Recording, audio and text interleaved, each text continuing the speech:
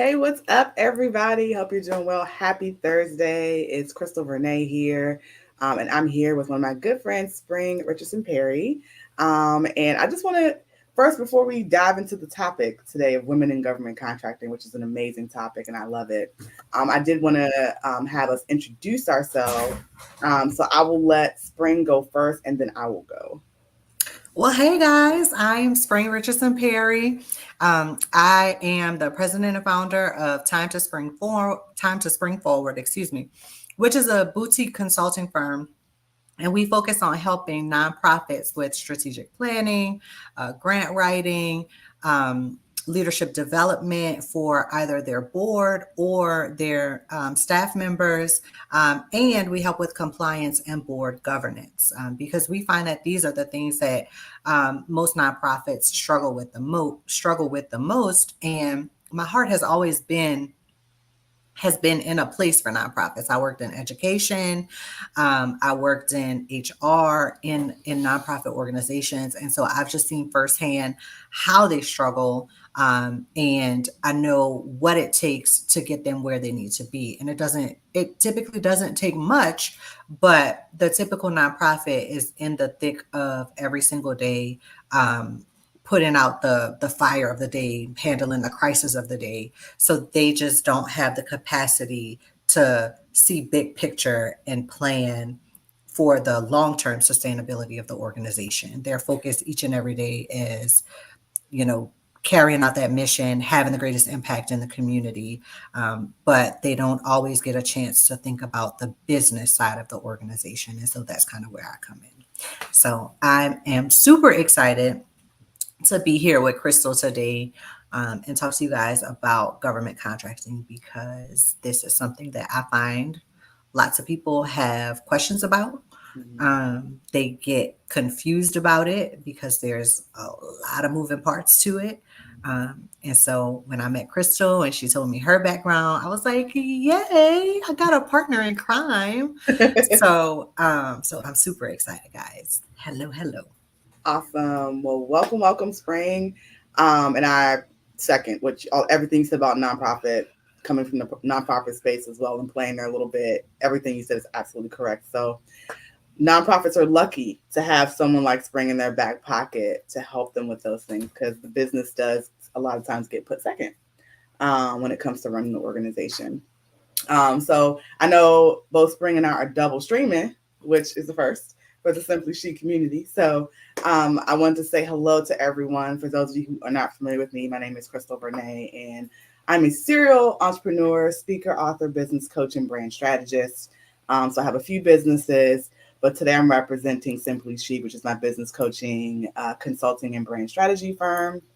And I help entrepreneurs basically to create consistent income through a lead generation machine within 90 days. So we are here to talk about government contracting, because that is a huge side of my business, and one of the things that I help my clients on when they're interested in doing business with the government. So, and like Spring said, there's a lot of moving parts to it, and there is a learning curve. So we want to dispel some myths today, but also kind of peel back the layers of the onion and show you that it's not as scary as some people would make it seem to get started, at least. So let's go ahead and dive into the different types of government contracts, because some people may not even be aware that there's several types, right? Like, I mean, we have Yeah. federal. Yeah, go ahead. People think you say government contracting and they think, oh, it's government contracting. But yeah, there's several different types. And Yeah, so, several different layers. So we have federal, state, local. And when we say local, that could actually be down to your municipality, or county, region. It really just depends on how your state kind of, like, I guess, what's it like, divides up the sections uh, of the state and how they do their politics and what governs what. But in right. general, you have the federal, state, and local buckets. But I wanted Spring to jump in there because I know she has some things to add about definitely the state and the local piece of things. Well, yeah. And so, like, one of the things is like every state is different, right? And so, like, your federal contracts are federal. And so, those are going to go a certain way every single time because they're federal contracts. But even those have little nuances to them. But, like, the state and the local government contracts, each one of those is different because every state operates differently. Obviously, they have their own governor, their own secretary of state, so they have their own way of doing things. But then within that, there's also the cities and the counties, or if you're from where I'm from, Louisiana, well, no, I'm from New Orleans, which means I'm not from Louisiana, I'm from New Orleans. But you'll have the parish too. So it really depends on where you're trying to start. A lot of times, getting in with that local government first, just to kind of get your feet wet, is a lot easier than going for those state or those federal contracts. But it depends on how your state does it, because some states, even with the cities and the counties, with those local municipalities, a lot of times with some states, you still have to go through the state government to apply for those. So it just depends on how they do it. I'm going to give you a prime example right here. My husband has a nonprofit. It's called the Suit Up Program. And his program is right now, he is currently working with the city of San Antonio. And they have the city where he has a contract doing something with the city, but then he also has a contract doing something with the San Antonio Police Department. And Mm. so these are two separate entities within the city of San Antonio, and they each have their own process and their own way of doing things. But then also, the county itself, Bexar County, has a process of doing things too. So if there was something that the county was putting out, you would have to go through the county and do it the way that they have it. So just an example to like give you the different layers and the different ways of doing things. Each of those is a government contract that he is participating in, but it looks different because it's put out by a different entity of the government. Yeah, that's definitely a good points to make. And I think also too, I want to highlight some of the things that Spring was saying, and that things, words and phrases you can look for as you're doing your research and getting started. You need to look for that particular agencies or office procurement process, meaning how Yes. do they buy things? How do they purchase things? Um, and what Spring was kind of explaining was that, like, so the city of San Antonio, they have their own procurement process, and then the police department may have their own procurement process. And some of the things you have to unpack in your state is, are these things listed together in one site, meaning is it a centralized procurement process, or are they on separate sites? Like, you got to go to the police department's website to bid, then you got to go to the city of San Antonio's website to bid. So those are some of the nuances that you learn as you kind of dive deeper into the process, or you hire a consultant to help you dive deeper into the process. And I forgot to mention, guys, if you have questions, please drop them into the chat. That's why we're here, questions or comments, so that we can, kind of help you guys demystify the process. We definitely want to make sure we answer any questions that you may have. From the federal side of things, I typically have my clients start with SAM.gov, or the System Award Management System. And that's where the federal opportunities are listed. There are a couple of other websites, but SAM.gov is really your starting point when it comes to getting started with federal government contracting. And there's a process that I can definitely we'll go into in just a second on how to get registered to do business with the federal government. But I just wanted to add that on to what Spring said about basically the different municipalities and like having different contracts, but they're really in the same place. And how does that work? Right, right. I think people need to know that, like, just because you went to one website, that doesn't mean that that's all the opportunity that is out there. So just keep that in mind. You may not see anything that pertains to your business on that website, but keep in mind there could be hundreds of websites or other opportunities for you that are just untapped and just waiting for you. Yeah. Absolutely. So let's talk about the first steps to doing business with the government. I don't know, Spring, if you want to maybe jump in and go first on the maybe the state local side. Well, yeah, that's kind of what I was explaining from before, right? It's like, and just like what Crystal just said, there's several different ways to jump in, right? And so, I always say the first place you should probably start is on that state procurement website. And then because sometimes they do have the local municipality opportunities listed, but those local municipalities, once you click on it, it will tell you exactly what you need to do to submit your information. And so, I would say that would be the first place to start. And then, especially when you're talking about the federal government, Crystal, jump in and talk about SAM.gov because we were heavy talking about that. And I actually just renewed my registration with Yeah, them. yeah. So the government has, if you have, I guess, if you bidded on contracts or registered with them, I guess in the last 5 to 10 years, they've updated the process from like the last 2-ish years. I think it like 2.5 years.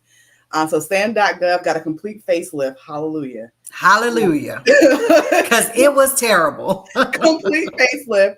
But some of you may be familiar with the DUNS number. The DUNS number is no longer relevant in this case for starting or registering to do business with the federal government. It is still, however, a two-step process. So when you go on SAM.gov, you are going to need to, number one, apply for a unique entity identifier or a UEI number.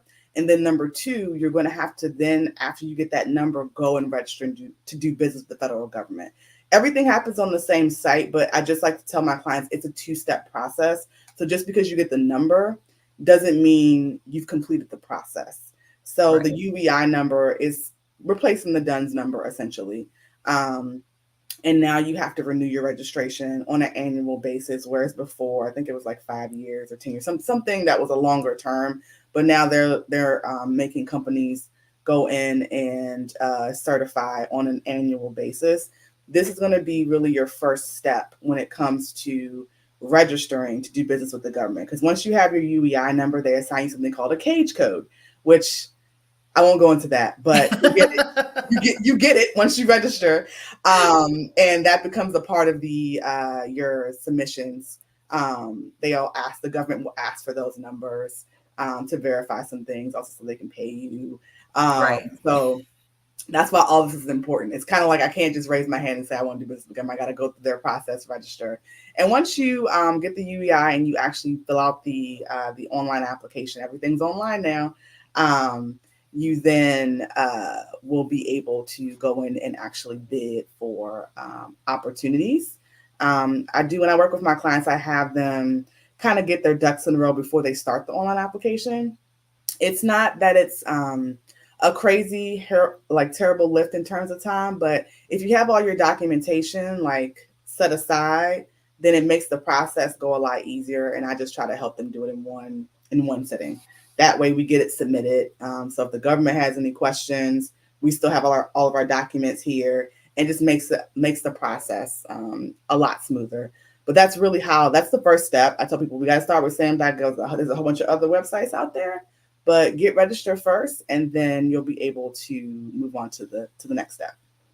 And I will say also, there's another layer to this too, because in recent times, since they switched over to the UEI, they've also started linking SAM.gov things to grants.gov. And so Mhm. sometimes with some of the opportunities, you actually have to submit in both places. Mhm. And so it was funny to me because I've never actually had to do it as of yet.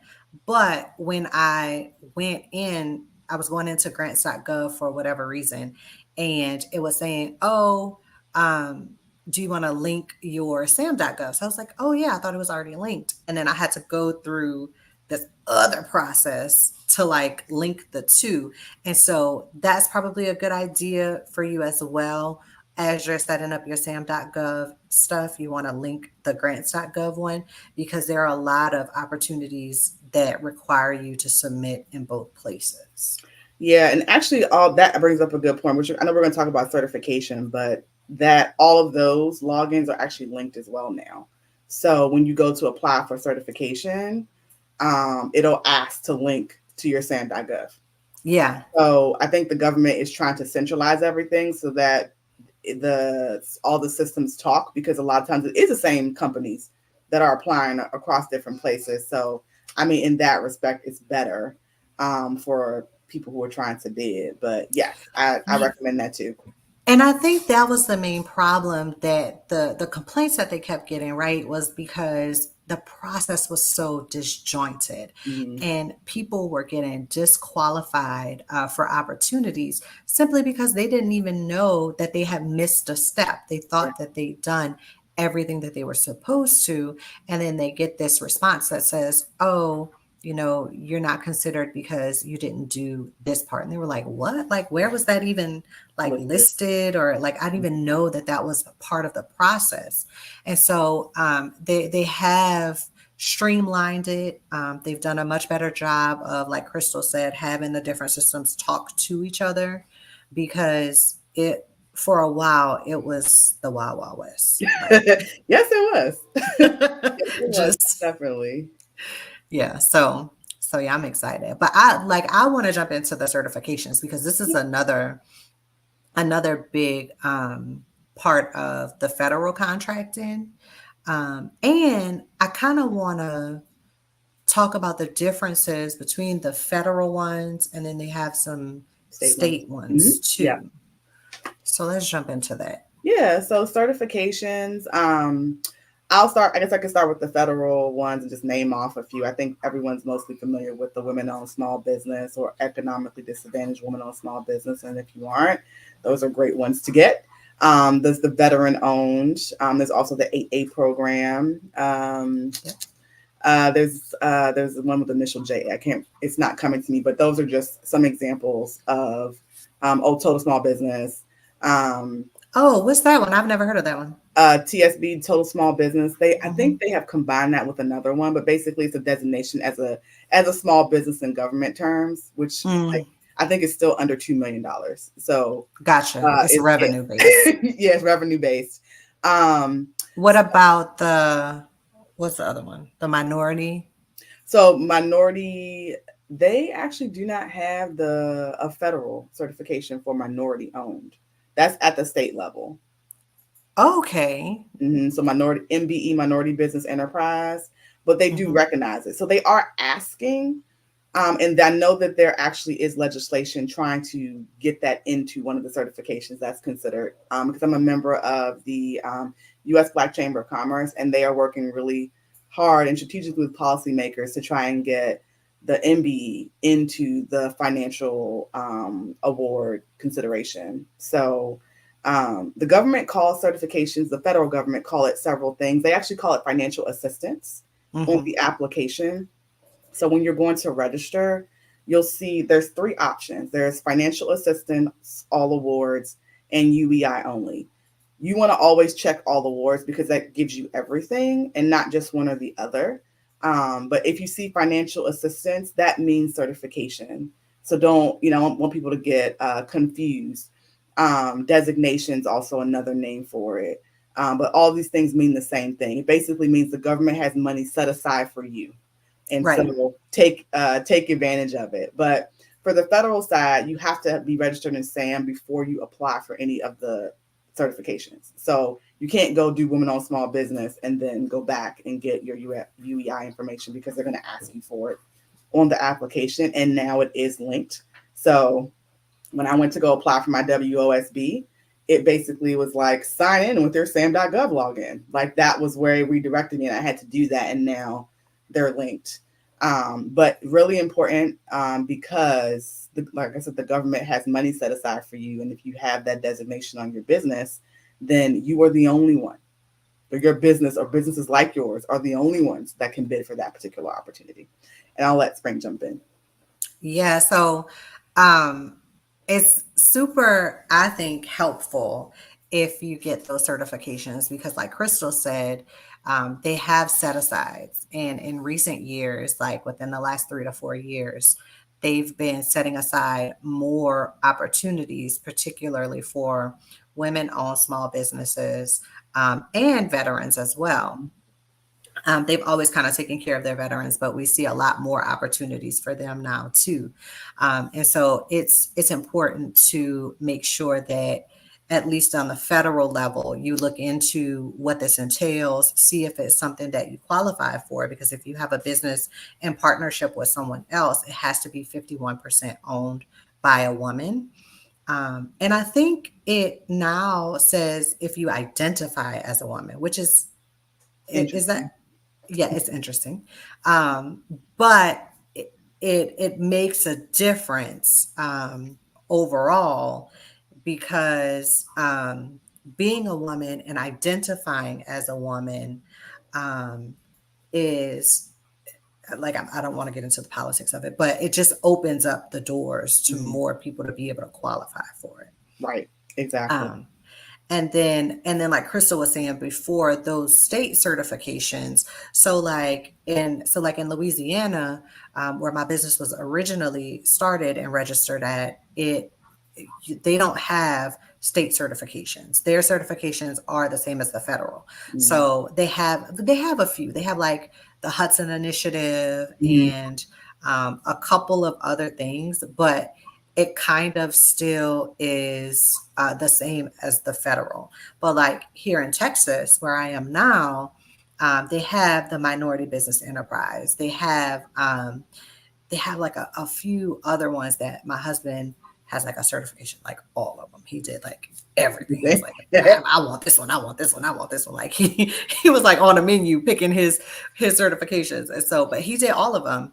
And it helps because when he goes to apply for different opportunities, it sort of pushes him to the front of the line. And so it, once again, like I just can't say enough about how important it is to at least look into them, to see what they are, to see what you qualify for on both the state and the federal level, and then do your due diligence in applying for them, because it makes a difference with those opportunities, and it gives you a leg up to at least if there's like a point system in terms of how they score your RFP, in terms of how they score your proposal. Those certifications give you like 10 extra points or 15 extra points, or whatever it is, and it puts you sort of at the top of somebody who doesn't have those. Yes, absolutely. And I just wanted to quickly rattle off the federal ones. So small disadvantaged business, the woman-owned small business, and with the woman-owned small business, it's an economically disadvantaged woman-owned small business. So I have both of those. When you go through the application for WOSB, it will ask you, just check both. Then that way they evaluate your application for both. There's the 8A program we mentioned, the SBA Mentor Protege program, joint ventures, SJ Management and Technical Assistance, the Hub Zone program, and the National Resource Sales Assistance program. So go through, read them, see if you qualify. If you qualify or you think you might qualify, just apply. Like there's no, you miss 100% of the shots you don't take, so apply. I just said that yesterday. Like all they can do is tell you no. It's like, oh, you're ineligible. Well, okay, let me look for something else. And I think just some background too, real people do actually evaluate this. So while your application might go into a computer, when you get questions back from the government, number one, don't be scared. Number two, it is actually real people. Like I did get a question on my application for WSB because I had multiple businesses. How was I going to allocate my time? So that was a question. I was like, I have my thoughts on that. Right. But I will say there was a person that asked the question.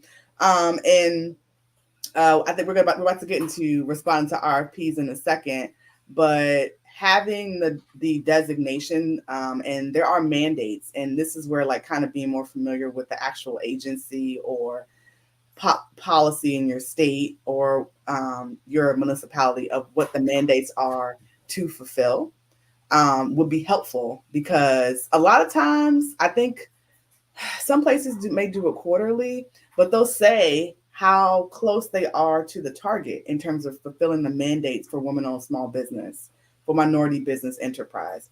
So once you really start to dive in, keep track of that, because you can say back to them, hey, you said you were going to do 40% women owned small business. Last year y'all did 20. What's up? I'm here. Like, literally, these are conversations that contractors have with their state officials, with their local officials, and with federal officials, quite frankly. So it behooves you to kind of know these things and really get involved. Like, the better you know the business, the more successful your business is going to be. So I want to just add that in. Yeah. And like as we jump into the RFP process, I want to talk about something that Crystal just mentioned. There are real people sitting behind a real desk who are actually reading these things, guys. Because there was a grant that my husband and I applied for his nonprofit, and it was a federal grant, and we had questions about the RFP, like, well, what is this? What is this part looking for? Like, what are y'all actually asking here? How should we, you know, how should we, show this to you guys? So I called the number, and the person wasn't there. So we left a message, and she called us back. And so that's just to tell you, there are real people going through this. This is not an automated process. The government is still like, what I want y'all to realize is that, like, while private corporations are like, they're on AI, they're on all these different technology advancements, Yep. the government is about 40 years behind. So, so they're catching up. Maybe they're not 40 years anymore. Maybe they're just 20, but they're catching up. But they do have actual people in place to help you. So don't think, like Crystal said, don't get scared if they ask you a question. They're just asking you a question. They just need clarification. And most of the time, it's not a got you question. It's like, I don't understand what this is on your application. Can you explain this to me? Tell me what this is. What are you trying to do? Right. And then when you explain it to them, they'll either say, oh, okay, great, let's go. Or say, well, you can't really do that. It has to be this, this, or this. Does it fall within these lines? And then you can say yes or no. And then it goes forward. And I'm telling y'all this from experience. It's not a, like, I'm trying to disqualify you from the beginning. Like, they actually want to show that these things, like Crystal said, we set aside 40%. And we want 40% of women-owned businesses to apply for these RFPs or whatever it is. And so they want y'all to take advantage of this, and they want to be able to show that people took advantage of this. So just putting that out there. Yeah. And I mean, I think we can dive into, there's so much to talk about when it comes to responding RFPs. And so when I say that I've done all parts of the process, I have done all parts. So I have actually been one of the people that is reviewing, not the federal level, but like my organization put out RFPs. So I've been a reviewer. I've also been a reviewer on federal grants. Like, I've been asked to come in and do that, and we have to read it. We have to read it. So like, this is a real life thing. Like, you have like 5 to 7 people, depends on, the number of RFPs, and you have different groups of people. So just to give you an insight in the process, there's a rubric, there's a scoring sheet. We have to read it, and then we score, right? And then it gets passed, and then somebody else does like a second review, third review, depending on the process that they're using, right? And then like, there has to be a determination, like, do we feel like this contractor met all the requirements? Why or why not? And there's usually someone, so it's usually an odd number of people, just in case there's like a tie, right? And then maybe it goes through a second review and that sort of thing. But like, these are people that are actually like reading your proposal, trying to see if you answered the questions that they wrote, and then scoring it, and then giving you a score. So that's like the process in which it goes through when you submit a proposal to the government, whether it's federal, state, or local, just to give y'all some insight. Yeah. And as you're thinking about submitting your proposal, I always say it doesn't have to be long to be strong. Some people feel like you have to ramble and give as much information as you can.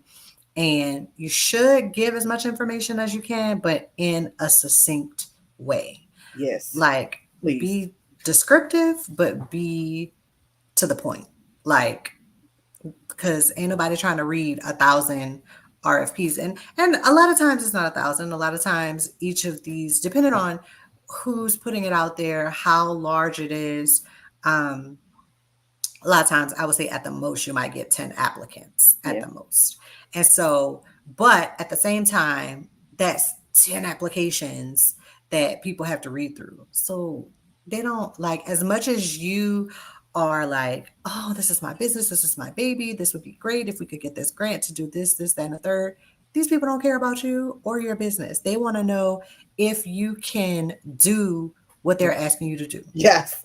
Point blank, period. Yes. Like they don't care about the history of your organization unless it's going to strengthen your position Correct. as it pertains to that project or service or program or whatever it is. Correct. Yeah. So just putting that out there. Yes. I have 3 top rules when it comes to responding. Number 1, read the RFP. Number 2, read the RFP. Number 3, read the RFP. Period. Like, I can't tell you. So the reason why I say this is because if you do not read the RFP in its entirety, I promise, you will miss something. You will either miss a submission deadline. You will miss how to submit. You will miss where to submit. You will miss a part of the contract that maybe you didn't qualify for this opportunity. It was like one little sentence, little line that they wanted, and you missed it because you was like, "Oh, this is blah blah blah. I'm not going to read that. Like, let's start writing." No, read the RFP. So it's like a strict. So I say what's number 1 again. Read the RFP. Yes, so you sound like my husband. He says, "Did you read it?" That's the first thing he'll say. Did you read it? Listen, I'm trying to tell y'all. Like, so when you do business with the government, I don't care if it's federal, state, or local, this is not the time to go rogue. This is not the time. This is not the time to be like, forget what they saying. I'm gonna just I have this great new idea. You know, you think you got an Elon Musk type of brain. You're like, we're gonna go to space on this.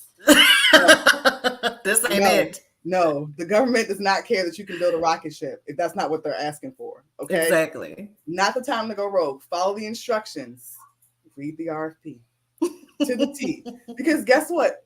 They are still asking for copies of your proposal on CDs, people. On CDs. And if you did not submit the CDs, but you submitted the written copy, you were going to be disqualified. Automatically out the gate from the jump, they're not even looking at it because you didn't submit it in the way that they asked you to. And let me tell you, because I just submitted an RFP last month, it was a really huge one at the state level here in Texas for a nonprofit organization that's local here. And it was very specific in how you had to turn in the RFP. It could either be on a jump drive or you could submit it electronically. But most times, now there are some, like there was this RFP that I was looking at with the jailhouse in Louisiana with one of the parish jails, and they wanted it hand delivered, and they wanted the actual like hard copy hand delivered.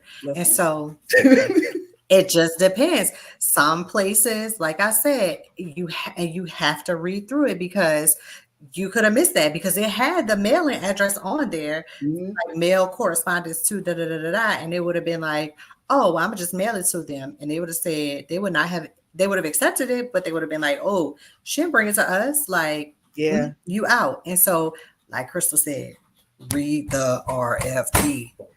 Y'all think we joking? I'm not joking. If they said stand outside, face the west at 12 noon with your RFP held up to the sky, you better do it. You better do it. You better do it because you don't know what's going to happen. You better do it. You better do it because I'm telling y'all, like it is that precise in terms of how they score, how they qualify you, and one little thing that you miss, like Crystal said, it could have been that one little sentence where you was like, oh, this is just compliance stuff, I'm not reading through that. And that was like the meat and potatoes of everything. That was a whole RFP in that one sentence. Yes, exactly. I mean, I think overall what we're saying, attention to detail matters, and it matters big in a big way. Mm-hmm. And the other reason why you want to read it, and this is like more on the strategic side of things. Let's say you read through the RFP, and right now, today, April the 18th, you don't meet that requirement. But by the time it's time for contract award, your company will meet the requirement. So IT is like the easiest thing that comes to my head because I'm an engineer. So let's say you're in the process of getting some type of a certification for your systems or your team for IT. You don't have it right now today, but you're going to have it by September, 1 September, 2024 for the award. You better apply. You better submit your RFP, and you better write it in there and say that, XYZ, simply she understands that, I don't know, the Marine Corps is looking for this product development certification. It is in process. Prior to contract award, simply she will have attained this for X staff members and at this level. By this date. By this date. Make sure you put that in there. Yes. So I think some people too disqualify themselves because I don't meet the requirements right now. So having someone that understands the process and understands these little nuances is definitely going to be beneficial to you, because you may be like disqualifying yourself from things that you could really compete on, or maybe you have the knowledge, you just don't have the piece of paper or the background. Like if you're going to get it or you're in the process, don't disqualify yourself, because you may actually be like, you may actually be the best person for the job and they want to give it to you, but because you didn't say, or you say, I'm willing to get this, they still might pick you. Again, it's real people that are evaluating these things. So like they may have done a cost benefit analysis on the other proposals that were submitted, and you were still the best past performance, which we didn't talk about that yet. And like, best ability to complete the job, whatever they're asking, and they want to give it to you. So there are some things that you got to be aware of, but there's what's called the FAR, at least for federal acquisition regulations. So there's a way that they have to go about these things. So there are these little nuances. It's basically the way that governs the way that they purchase and what they can do and what they can't do. And the more that you understand that, the better off that you're going to be. The state also has their own procurement laws and rules, and wherever you're doing business, just get to know that and the process so that you can be as competitive as possible. But I would say if you're going to meet it by the time they award this contract, or you meet it now, don't discount yourself out thinking, oh, I'm just a little dog in a big dog fight. They might have won the little dog that day. Yeah. And you didn't respond. Yep. They might have wanted the underdog. They might be sitting around saying, this is an opportunity for the underdog. And that, again, is the reason why you need to read the RFP, because typically it will tell you, and it may not outright say we're looking for the underdog in this, but it might say we're looking for organizations that are new to the market, that can bring innovation and blah, blah, blah, blah. This means they want the underdog, but with the good ideas. And so with that being said, they don't expect you to necessarily meet every single qualification that they put in there. But if you are willing and you can show how you can live up to those expectations that they've set out, then you could very well be the man or the woman for the job. And so just keep that in mind as you're going for things. And I think as we sort of move into, because this is probably our last thing, is about how to be competitive. Like as we move into that part, I want you to talk more about what you mentioned before, those federal regulations and how they do things, because they've kind of started to do it a little differently now. I think where they're looking at, is it like hours spent, and it's like really being broken down in a different way. Like it's kind of really being broken down in a different way now. And so let's kind of touch on that. Let's kind of jump into that. Yeah, so we kind of when we talk about responding to the RFP, there are two parts. There's typically a technical response and a cost proposal. So a technical proposal and a cost proposal, usually they want it separate. So what that means is you base the technical proposal or the technical response, you write how you're going to do the work, and the cost, you tell the government how much it's going to cost, right? And so I think now with the Contract Service Act and the labor wage requirements, they're getting really particular about how you classify employees and the wages that you're paying people. I'm kind of used to it already because that's how the military does things. So that's the people that I'm most familiar with doing business with. That them in HHS. So like all the armed forces, DoD, those are people that I've worked with before. They typically want things in the man hours, and they want the labor rates broken out into different categories. So like when you have your executive professional, your administrative professional. I can't remember what the third one is, but basically like, are they a manager? Are they not a manager? Do they supervise people? What's the rate for their state? And making sure you're paying people at or above the wage in that particular state. So pause right there, because I want y'all to think about this, because a lot of times, especially small business owners, y'all kind of skimp on paying your employees. And this is not the time to do that, especially if the federal government is going to pay you to pay people. Yes. So what you need to do is you need to look at your state wage and occupational data and find that. Usually you can find that on your Workforce Commission website. And look at the job descriptions. Look at, they're all going to pretty much be the same, because they all have federal designations, because this is how the federal government gives those labor statistics. Yes. And so you want to look at what the minimum in your state is, what the average is, and what the highest is. You want to be somewhere in what I always like to do is be somewhere between the middle and the high. I don't like to be between the middle and the low, because they want to see that you are actually paying people a livable wage. Well, that also brings up another point, Spring, in terms of like being able to attract top talent to do the job. Mm-hmm. So if you're saying you can do this and you can do the work and you have the know-how, so let's say, for example, again, don't count yourself out. Let's say you're a solopreneur and you're bidding on this contract. You got the knowledge to do it. You know exactly who to hire. You know how to hire them. You know all those different things, or you know who to hire to help you get it done, right? So if you want to attract top talent, you're going to have to pay them the wages to attract top talent, and it does you a disservice to underbid, because think about it. If you're not able to attract the talent you need to get the job done, you're not going to be able to deliver.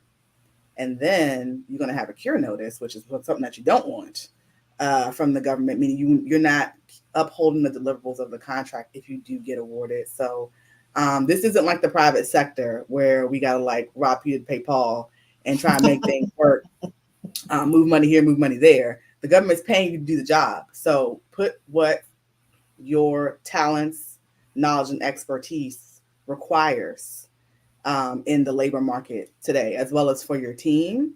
And, you know, as long as the other companies are bidding fairly, which, you know, sometimes they try to undercut things too. But again, the government also, people who are evaluating should also be doing the research on what it's going to take to get it done. So they should also have an idea of the cost. Sometimes they don't if it's a new project, but like in general, they should know how much this position demands. They typically know, at least for the position itself, what that position demands and what it looks like in that state. Even if it's on a federal level, even if they're looking at national statistics for that particular role, you should be within it, unless you're in a state like California or New York or Colorado. Those are, and I think Washington State. Those are some of the places where the labor is usually a little higher than the national average, but they also take those things into consideration as well. So just things to think about as you're trying to be competitive in putting that together, because the cost breakdown, like Crystal said, is super important, and it's usually separate from the technical piece of the application. Yep. And then also in costing, like it's not just your labor. There's other things typically that are required to do the job. Also, usually called overhead on your proposal.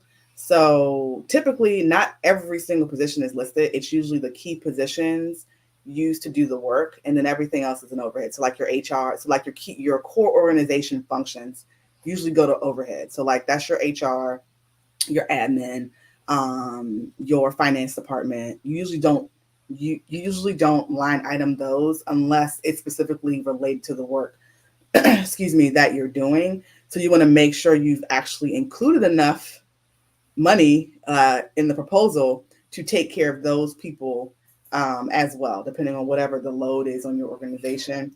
If you have questions, again, please feel free to drop them into the chat, because I mean, I know we're going a mile a minute and talking about a lot of stuff, but these are all just little nuances to help you be more competitive, to your federal, state, or local governments or agencies that you're interested in doing business with. The other thing that I would add is, in terms of being competitive, is just knowing, whether it's whatever level, knowing the initiatives of the agency or the organization will take you far. Yep. And what I mean by knowing the initiatives is knowing what their goals are, knowing who ultimately they are serving and what their mission is, and what programs they may have coming out, and what events they're putting on, and getting yourself involved in the conversation is extremely helpful, because then you can almost predict or anticipate when new work will come, and then you can automatically make yourself the favorite. Exactly. For the new work. Exactly. Yeah. And that's the goal, right? That is the goal, is to have, I always say government contracting helps you to diversify your revenue. And Yes. so you have private sector clients, of course, but then also you have these government contracts. And if you do it right, this is guaranteed easy money. However, the upfront way of doing it, like to get there, to actually get your foot in the door, it may be a little cumbersome at first. It may be a little bit tedious, but it is well worth it. Once you get in there and you start doing the work, it's easy peasy. And one thing I want to say is, going back to the overhead, be mindful of your overhead costs, because they should not exceed 15% of your total budget. I think that is the cap in federal contracts. Your overhead, Like 15.8, I think, or something like, yeah, you're right. something like that. It's like 15 point something percent. I always use 15%, and typically I try to keep it at about between 10 and 12%, the overhead costs. But which means you need to make sure that as you're writing in those costs up front that are directly related to the work, you want to put those right at the right rate. So just think about those things. Just something to think about as you go through this process. And the profit line. Don't forget to add a line of profit. So you don't want it to be where it's just, you're like basically making $0. So the point of this is for your business to make money and bank some money. So it is acceptable to have a profit line item in your contract. Just something that I've learned along the way that I want to share with folks. Usually profit is between 12 to 18% on a contract. Could be a little more, could be a little less, but I think it just depends on the work that you're doing. And then how many other contracts probably you have, in your wheelhouse, what that profit line will be. But you should never do your costing to where it's you just making it. That's kind of defeating the purpose of going into this business. So it is a business. So make sure you have a profit line item in your costing as well. Yes, that is good to know, because in my experience, I've not done that. I've sort of added that into the upfront costs of things and the overhead cost of things. And so that's really good to know. So I've experienced both, where the coming from someone. Go ahead. Oh, then I was going to say the profit was in the overhead or in the salaries, and then we switched to here's the profit, like, so the government knows exactly how much you're getting charged for the work that's being done. So I've seen it both ways. Some people may not agree with having a profit line, but I think it's an upfront way to be like, this is the cost of my services. Period. Like, there's no, and then you can't do nothing but respect that. And then coming from someone who's been on the side of reviewing these things, she can tell you from both ways, like, it's acceptable. So you can put it in there. It's okay. Yep. So, that was lovely, Crystal. This was awesome. I am so glad we were able to share this information with you guys, because we, as Crystal and I were talking, we are really on a mission to try to help more women Yes. get their foot in the door for this. It's not hard. Again, it is tedious and it does take time, um, but it is definitely doable. And you just want to make sure that when you're going for something, it is work that you can actually handle, because the government will come in and they will say, "You didn't do this. I want my money back." Yes. Yes. Please don't bid on things you can't do. Simple as that. Yeah. That's it. That's all I have to say about that. Because depending on how large that contract is, there are congressional implications. Hmm. Like congressional. Yep. Congressional. That's all I'm So, gonna say about it. yes, ma'am.